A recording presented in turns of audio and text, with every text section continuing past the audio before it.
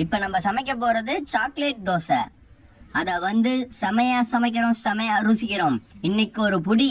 Always welcome to mini kitchen. Chocolate dosa செய்யறதுக்கு நமக்கு first milk தேவை. மில்கை நம்ம அடுப்புல வச்சுக்கலாம். ஓகே, பால் நல்லாவே கொதிக்குது. இப்போ நம்ம வந்து அதில் சாக்லேட் ஆட் பண்ணிக்கலாம்.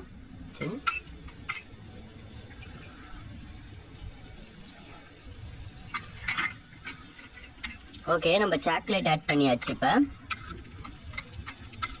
நல்லா சாக்லேட் கலந்துருச்சு.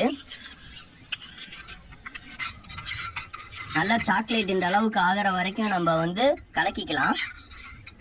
இப்போ இதை நம்ம வந்து மாவுல ஆட் பண்ணணும்.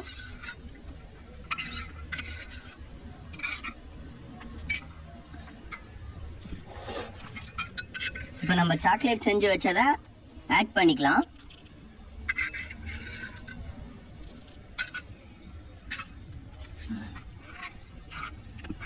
இப்போ பார்த்தீங்கன்னா மாவுல சாக்லேட் ஆட் பண்ணியாச்சு.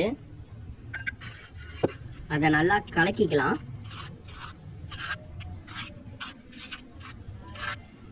இன்னொரு தாட்டி சொல்லும்போது தெரியுது. இப்போ பார்த்தீங்கன்னா நம்ம சாக்லேட் ஆட் பண்ணி வச்ச மாவை எடுத்துக்கலாம். இப்போ தோசை ஊற்ற போகிறோம்.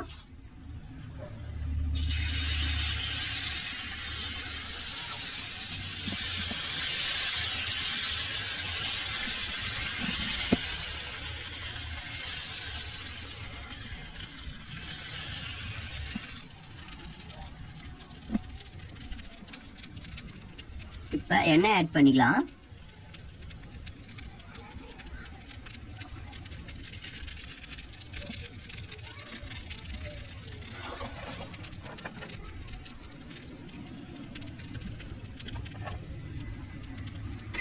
நல்லாவே வெந்துட்டு இருக்குது. தோசை அருமையா இருக்கும்னு நினைக்கிறேன்.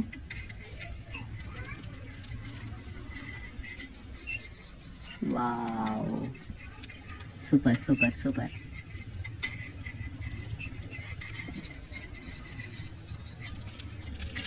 இப்போ தோசையை நம்ம திருப்பி போட்டுக்கலாம். வாவ், தோசையை திருப்பி போட்டோடனே சாக்லேட் வாசம் செம்மையாக இருக்குது. இந்த தோசையை ஒருத்தர் கொண்டு போய் கொடுத்தா அடிச்சுக்குவாங்க. எல்லா பார்பிக்கும் கொடுத்து தான் ஆகணும். பார்ப்போம், இன்னும் நிறைய தோசை அப்போ சுடுவாங்க. வாவ், சூப்பராக இப்போ நமக்கு தோசை ரெடி ஆயிடுச்சு. அது சாக்லேட் தோசை.